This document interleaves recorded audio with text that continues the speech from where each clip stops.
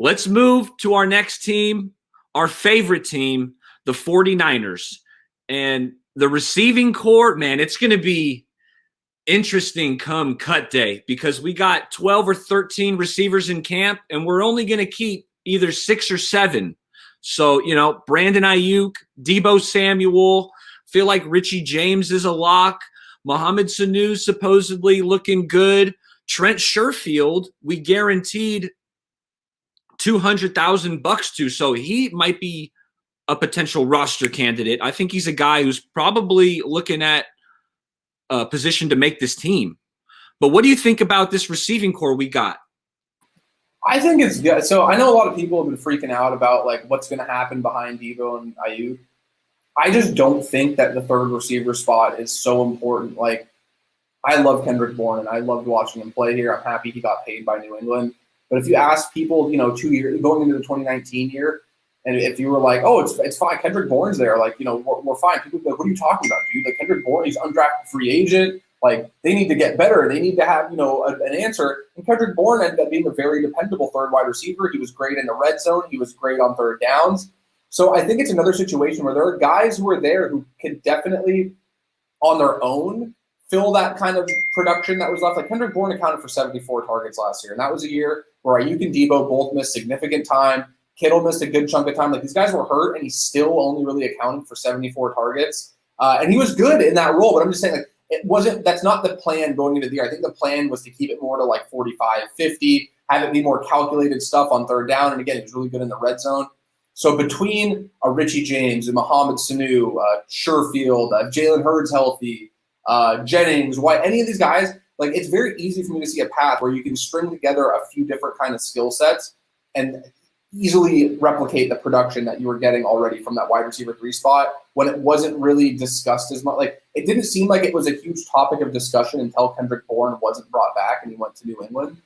So I'm not worried about it in the slightest. I actually still like it'd be really interesting to see if he stays healthy, but I still think that like I'm a big believer in Kevin White still. I will hold out hope for that guy until the end just because he has the athletic ability to be a good wide receiver in this league. And I still think that he's young enough that it's not time to call, like, to close the curtains on it and call it a day and say, hey, you tried all these years, like it's time to hang it up. I just think it's a matter of staying healthy for him. And I think having a year within the system, having a year to get healthy, to me, if he's on and he can stay healthy, would be the most intriguing option and have the highest ceiling as a third wide receiver. The other being Jalen Hurd, if he's able to stay healthy, because we know the plans that they had for him when they got him. He played running back at Tennessee, so we know he's good with the ball in his hands. He's a big guy. He's 6'4". I forget his weight off the top of my head, but I know he's got some good size to him. So it'd be interesting to see. And then, like, I still think Mohamed Sanu can play. I know people were kind of underwhelmed. He was here for, 2 weeks, I think, last year before he ended up getting cuts. It was a really short amount of time, but he had a really bad ankle injury he suffered in New England. And as the year went on and he got picked up by Detroit, he was in Detroit. Again, they're the Lions, first of all, and second of all, they weren't competing for anything, so a lot of people weren't watching their games. But I went back and I watched a lot of their stuff because when Stafford was on the block and there was a chance the Niners might get him. And Sanu really did stand out to me. He was getting good separation.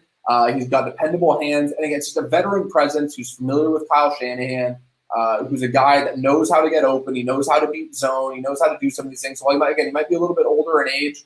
He's another guy that I would feel more comfortable having more veterans in that receiving room. So if Mohamed Sanu ends up being the third wide receiver, I would be thrilled with that personally. I don't think that it's this, bubble we have to look at where his time in New England and his time last year with the Niners when he had that ankle injury he was recovering from. I think that it's easy to get misled to think that, okay, maybe he's, his days in Atlanta, like he's not getting back to that. It's time to move on. I still think there's a reason why the Niners brought him back and he's still on the roster. So, we'll see how it all plays out in training camp. But who they have now is more than fine. Just like you said, it's only like they have too many guys. They're going to cut a couple guys that I think another team will pick up. Like there's a couple guys that won't make the Niners roster who I believe could make another team's roster. I think that's a great problem to have at any position. Absolutely. You heard it here first. Jordan's predicting a Kevin White breakout season. And like I don't know about like breakout, but I think that he's going to be a guy that will. I mean, honestly, if we're comparing it relative to him, if he ends up with like 35 catches for a few hundred yards and a couple touchdowns. Like, that's a breakout year. That is a breakout. Absolutely. Absolutely. So, but yeah, I think again, it's about health with him. If he ends up maintaining that health, I think that there's a skill level that's there where I've seen numerous players speak on it too, where they're like Kevin White can play. It's just a matter of him staying healthy. It's never been a question of. And I had heard rumblings that when we had that whole COVID situation in the receiver room, that some guys on the team were like, "Why are we bringing up River Craycraft and not Kevin White?" I had heard something about that. I think the issue, if I remember correctly, with that issue with the COVID rules was that after you brought a player up a certain amount of times, they had to stay on the 53-man roster because there was weird practice squad rules last year. So I think that it was more so based on the strategic, the Niners not wanting to, I guess, make that. And I'm just speculating. I don't know for sure. I'm not saying like I have the insight into this, but I'm wondering if maybe they just weren't ready to make that commitment to keep Kevin White on the full 53-man roster, because if they ultimately were to move on from him after, or they cut him for it, if it's like, hey, it's not working out, another team then is able to scoop him up. Whereas if another team wanted to pluck him off the practice squad, they would then have the ability to look inward and say, hey, are we willing to let him go? Do we want to pull him up and bring him? Like, it leaves a little bit more leverage on your side in that situation, just based on like the last year was weird practice squad rules. So luckily you don't have to worry about it this year. But yeah, it was strange. And I think Craycraft is decent too. He's a good route runner. He's good in space. Again, not a wide receiver one by any means, but a guy who can come in on third downs in short yardage situations and, just win, particularly if he's lined up and he gets man coverage. I think he's a guy who's shifty enough to win in short area. He has good, quick burst to him.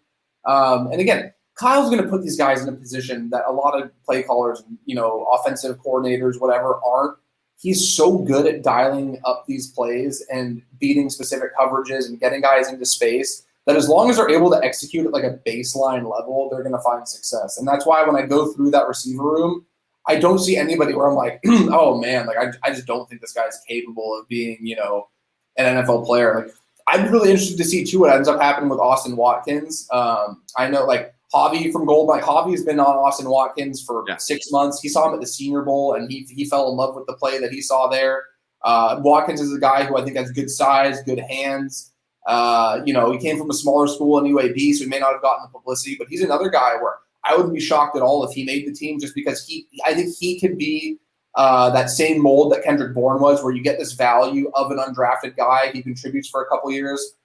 And then, if he ends up, my whole thing with Kendrick Bourne is, I'll say real quick too, the Niners won that transaction like in an incredible way. They get an undrafted guy. He comes in, he contributes to a team that makes a Super Bowl run. He's consistently, like I said, a weapon in the red zone, a weapon on third down. You're not paying him a lot of money because he's on that undrafted scaled contract.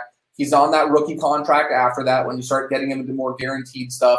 And then you get to a point where, all right, now it's time to really pay him. And you're like, you know what, we just, the money doesn't work for us. We're happy. Go get your buddy from New England. And they essentially got 4 years of production for a guy they spent zero draft capital on and very little actual money on. And if they get that same kind of deal from a Jauan Jennings or an Austin Watkins, like that's a very reliable model for team building over the long term. Having guys come in that you're investing very little capital on and you're getting great return on your investment.